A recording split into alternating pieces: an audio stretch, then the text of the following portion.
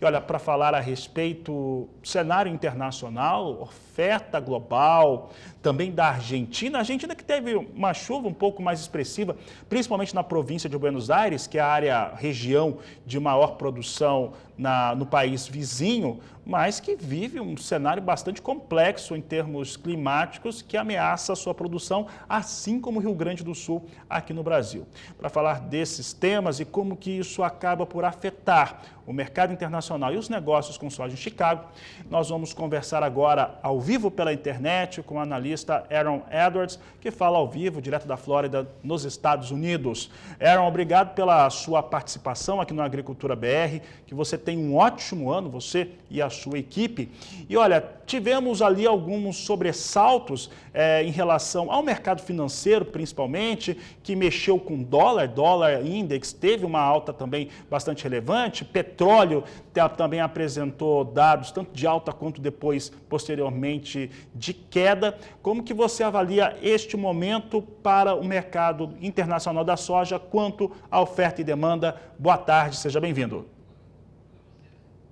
Boa tarde, é um prazer estar aqui e a melhor forma, na minha opinião, de entender o cenário atual é olhando em diferentes camadas, porque tem muita informação. O primeiro ponto seria o cenário macro, matriz energética, demanda na China, economia norte-americana, todos esses fatores e o ponto que eu quero fazer é que nós estamos num cenário inflacionário e nós estamos num cenário em que os governos estão tentando abaixar os preços das commodities. Isso não é só nos Estados Unidos, mas afeta a Bolsa de Chicago. Então, nós temos, por exemplo, as quedas na energia, queda no trigo, queda no milho, não necessariamente impacta a soja diretamente, mas esses mercados estão ligados e nós temos um indicador de que está mais difícil esses preços elevados porque eles estão tentando conter. Esse é um ponto. Segundo ponto, a minha opinião é que a demanda chinesa, ele tem oscilado muito o mercado, vai ter mais, vai ter menos, tem o lockdown, mais ou menos, mas vai ter demanda pela soja. Os estoques estão apertados e a demanda vai ter demanda pela soja. A principal dúvida em relação a preços será que os vendedores vão estar mais dispostos e os compradores mais relutantes e o preço cai, ou será que os vendedores ainda dispõem de poder de barganha? Aí eu quero trazer para a questão climática na Argentina, no Brasil, as maiores incertezas que nós temos são justamente o clima na América do Sul. A Argentina teve chuvas, tem chuvas previstas, mas isso na melhor das hipóteses, vai ajudar metade do país. Tem um problema sério na Argentina e já o potencial produtivo da Argentina já está comprometido e pode piorar. Então, temos, por exato, talvez seja 10 milhões, mas nós vamos ter uma redução de produção na Argentina e já está entrando para o sul do Brasil, Rio Grande do Sul, você mencionou o Paraná. Então, nós temos essa preocupação de produção.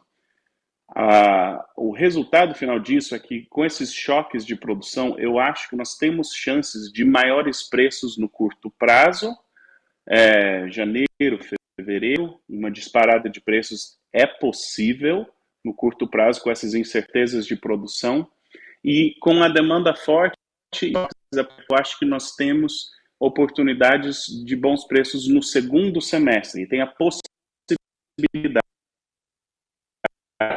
de alerta, na minha opinião, se ser vendida na safra ou logo depois da safra, porque essa rodada, para mim, quando a soja brasileira, que nem você falou, 20 milhões de toneladas a mais que ano passado, quando essa soja estiver disponível no mercado mundial, eu acho que o preço vai sofrer, se não em Chicago, o preço físico no Brasil.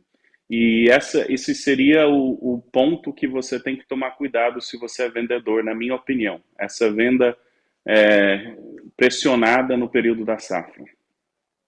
Aaron, e o Brasil começa a sua colheita, né? No Mato Grosso, evidentemente, se tem uma semeadura mais cedo, Mato Grosso do Sul também, alguns municípios, de maneira isolada, também já começam a colher. E o sul do Brasil, que tinha uma expectativa muito alta, com uma retomada absurda no Rio Grande do Sul, está extremamente ameaçado, isso é um fato, é consolidado. Paraná ainda não tem essa ameaça toda, mas começa a perder qualidade nas suas áreas de lavoura. Enquanto nós estamos observando isso, claro que a gente está no começo do ano, o mês passado, o último mês do ano de 2022, o produtor brasileiro ficou afastado da comercialização. Não tem muita liquidez o mercado aqui na América do Sul e principalmente Brasil, quando falamos dos negócios. Neste momento, há janelas de oportunidade, uma vez que o novo governo do Brasil também trouxe um dólar mais alto aqui no país, independente da alta externa. Exatamente. Eu pensaria em dois horizontes de tempo em relação a oportunidades. Existe todas as incertezas do segundo semestre. Produção nos Estados Unidos, câmbio, prêmio, demanda chinesa, pode ser mais do que nós esperamos. Nós ainda não estamos com aqueles estoques amplos que de anos passados, assim, de 4 ou 5 anos atrás. Nós estamos com estoques apertados, muito similar aos estoques do ano passado. A diferença a nível mundial, a diferença é que dessa vez o Brasil está com mais soja, a Argentina está com menos, os Estados Unidos está com menos. Então, os estoques ainda estão apertados, tem a incerteza cambial para o segundo semestre, na minha opinião, ainda tem incerteza suficiente que pode sustentar preço e trazer boas oportunidades. O mesmo é no curto ou curtíssimo horizonte de tempo, janeiro, talvez parte de fevereiro, como foi ano passado, teve uma disparada de preços em função de um clima adverso. Também é possível.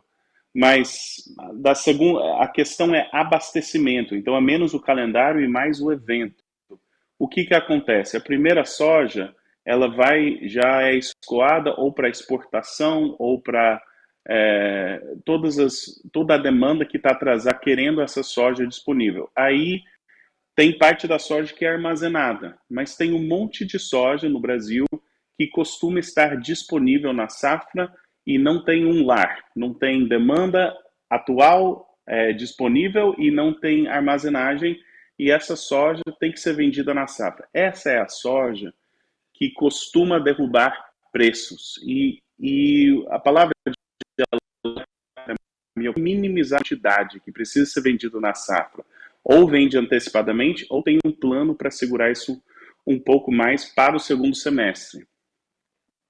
Aaron, aqui no Brasil nós temos uma capacidade estática de armazenamento muito limitada, no qual, pelo país produzirem duas safras em dois períodos diferentes, soja no verão e milho colhido no inverno, acaba que você precisa retirar um para colocar o outro.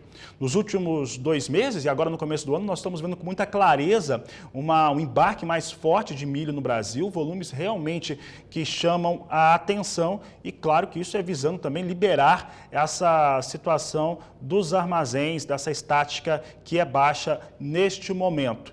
Hoje, nós temos no mundo um equilíbrio em relação à oferta e demanda para milho, enquanto que essa situação para a soja, a oferta existe, a demanda também, mas ela ainda não está vigorando de uma maneira mais clara, mais precisa em relação aos negócios? Os estoques tanto de soja quanto de milho a nível mundial, eles estão apertados, mas não em níveis críticos. Eles estão muito similar ao ano passado. A diferença, por exemplo, na soja, foi que ano passado, com estoques apertados, o Brasil teve bem menos produção e os Estados Unidos não teve uma safra tão boa quanto era esperado no começo do ciclo. Então, a principal diferença entre o milho e a soja não é o quão apertados são os estoques, e sim porque está apertado a nível mundial em todo o mundo ainda, mas aonde que está esse grão e qual que é a incerteza sobre a produção. Milho safrinha no Brasil 3/4 do milho produzido pelo Brasil é safrinha e coincide com o começo do ciclo de cultivo no hemisfério norte. Os Estados Unidos é o líder, mas tem Ucrânia, tem outros países que produzem bastante milho e até mesmo trigo, que pode ser um substituto do trigo, do milho. Então, assim, As incertezas sobre milho estão mais à frente. O potencial de preço mais alto do milho tem as incertezas um pouquinho mais adiante. Mas as incertezas da soja, a incerteza climática é hoje. Os dois estão com os estoques apertados. Saber qual que vai estar mais apertado no segundo semestre depende do cultivo, que é a incógnita principal que está mexendo nesse mercado. Qual que vai ser o tamanho da safra, qual que vai ser o tamanho da safrinha, qual que vai ser o tamanho da safra norte-americana, a área plantada de soja e milho. Então, tem muitas incertezas que vão determinar se a soja ou milho é mais escasso, por exemplo, para o segundo semestre. Mas no curto prazo, o milho deve estar bem sustentado o preço. Aaron, no começo da sua participação, você citou os esforços que existem em parte do mundo, em alguns países, para se baixar o preço de commodities agrícolas, basicamente baixar preços de alimentos. Aqui no Brasil, nós temos já as primeiras ações, ou primeiras falas do novo governo, falando em voltar com estoques reguladores. Citou arroz e feijão, que faz parte de uma maneira muito expressiva da cesta básica do brasileiro, mas falou de milho também. Citou milho, e aí quando falou milho, logo nós pensamos em também baixar preço de carnes aqui no Brasil. Como que você avalia esse cenário e o que está sendo feito aí nos Estados Unidos em relação a esse tipo de iniciativa? Falando a última pergunta primeiro, nos Estados Unidos, a principal notícia é a taxa de juros. Então, aumenta a taxa de juros, aí tem outros destinos mais atrativos para o capital, então ele sai do mercado de commodities. A diferença para mim não é o potencial altista. Enquanto nós estamos com estoques apertados, pode ter potencial de alta dos alimentos. A diferença para mim é no ajuste para baixo. Assim que houverem estoques suficientes a nível mundial, na minha opinião, os preços vão cair e podem cair até bastante, voltando a níveis mais que nós estamos mais acostumados de antes desse período dos últimos 3 anos de laninha. Então essa é a palavra de alerta. Ainda tem todo o potencial de alta, mas a correção pode ser mais drástica para o lado de baixo que nos últimos 2 anos, em função desse ajuste econômico.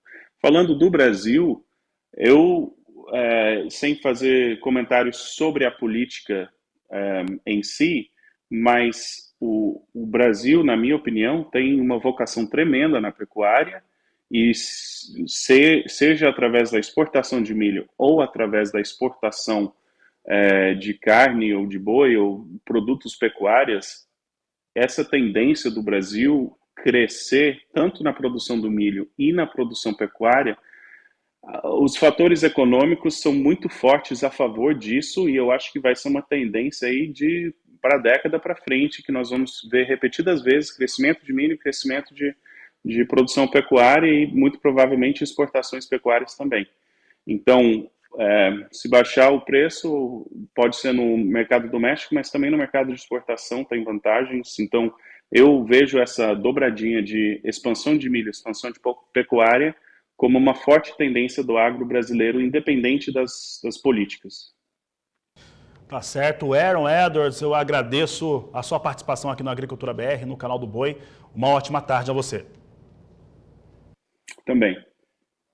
Conversamos com Aaron Edwards, analista de mercado norte-americano, fez um comentário extremamente importante, pontual, a respeito dessa relação, né, de crescimento de mercado de milho no Brasil e também das exportações de milho e exportações também de carnes, principalmente bovina.